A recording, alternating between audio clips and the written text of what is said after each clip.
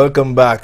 Before the break, we were talking about the impacts report and the startup, the cover page. Who let the dogs out? Whether the document handed to Rick Wayne this week is, in fact, the impacts report. The Star newspaper, the Mirror newspaper, rather, and the Voice newspaper both have headlines regarding recent spate of sexual assaults. The Voice headline, war declared on rapists, a range of tools to be used in fight sexual violence on the increase. The Mirror headline, PM Anthony recommends rape unit and sex offenders list. Both of them referring to two major conferences or forums held this week. In the Mirror's case, reference to the final town hall meeting for outgoing Acting Police Commissioner Errol Alexander, and I guess the first for the new Commissioner, Mr. Severin Morshiri, which focused on recommendations from the Prime Minister that a special unit be established within the Royal Silvershire Police Force dealing specifically with sex crimes, a special victims unit.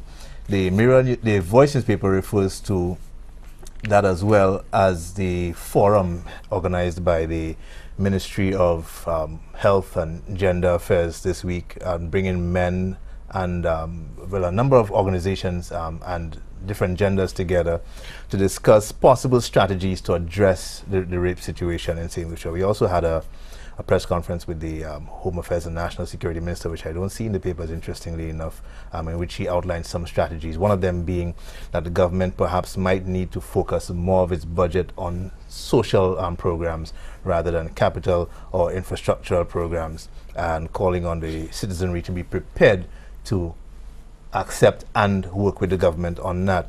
I want to get your reaction to those stories this week in terms of, you know, the strategies that are being presented and the coverage being given to them by the media.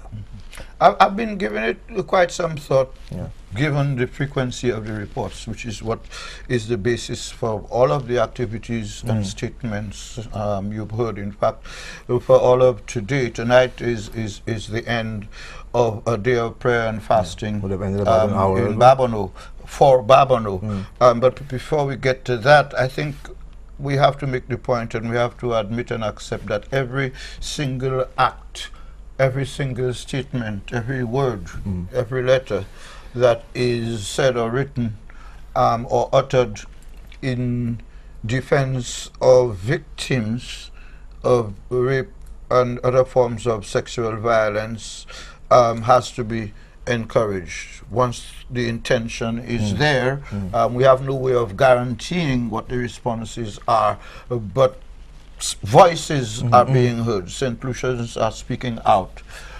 Secondly, I think circumstances, coincidental circumstances, have forced us to have to look at two issues side by side, both of which have been affecting Babonneau, but have been in the news quite often of late, almost side by side. Suicides and rapes and attempted rapes.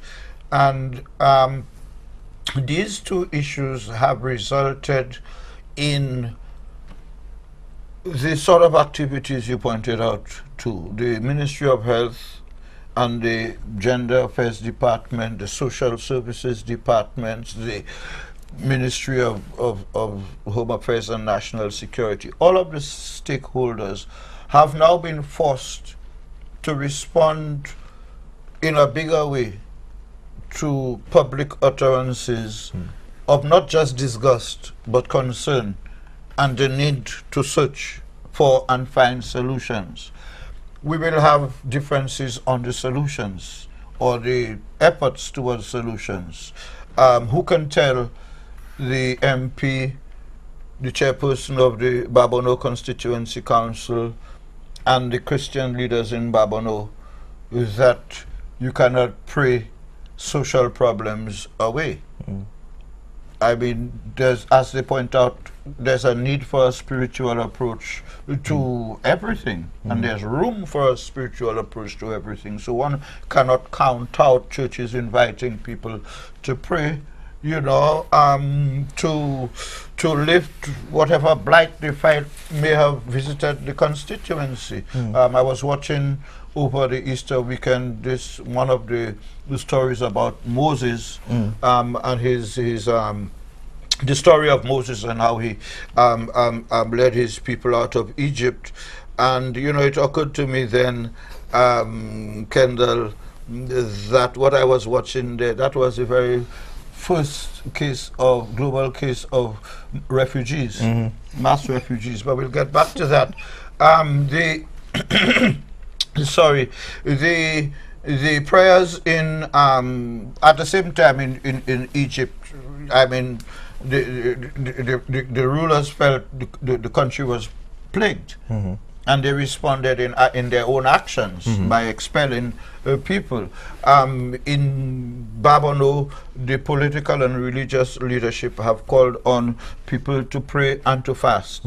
And by this evening, of course, those who participated will be hoping that in the coming period there will be lesser reports. If there are lesser reports, then it will be interpreted that the prayers and fasting have paid off. But if it isn't, then it would suggest that there's much more that needs to be done. You also have, in the context of much more needing to be done, you have the rise in the number of organized groups taking organized activities. You have the Speak Out, how do you call it, the ladies group.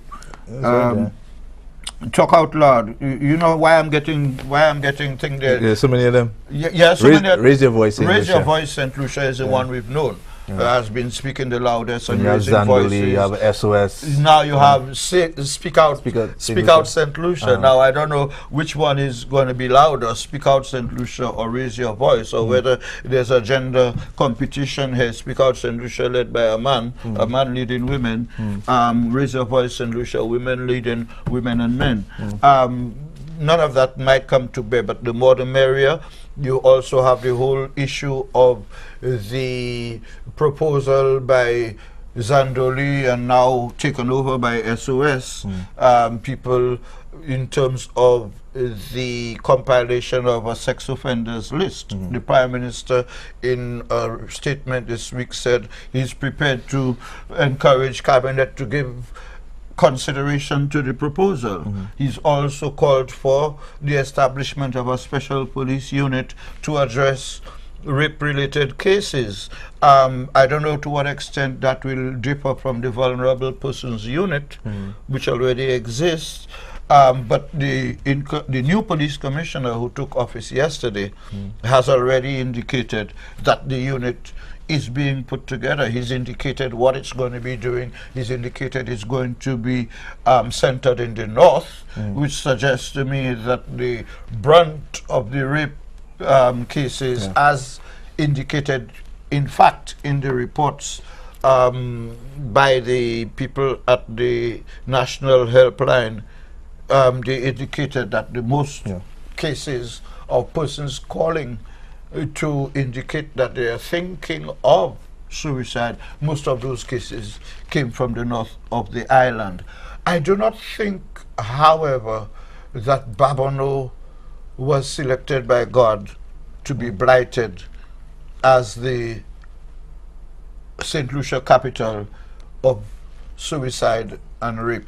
I think it is mere cases of historical coincidence. Social scientists will tell you it has nothing to do with where you're born. No village, no constituency, town or city is blighted to have more rapes and more suicides than others. When these sort of historical coincidences collide, that is where we in the press have to be able to make the difference and tell the difference between people considering they've been, visited with a plague by God, vis-a-vis trying to introduce the possibility, the other perspectives that social problems exist and need to be addressed. I do not know that a police unit can monitor potential rapists. Yeah, but we'll talk a little bit about it after the break. With you for one, so let's take it, and when we come back, we can elaborate a little further. You're watching The Press Club. We'll be right back.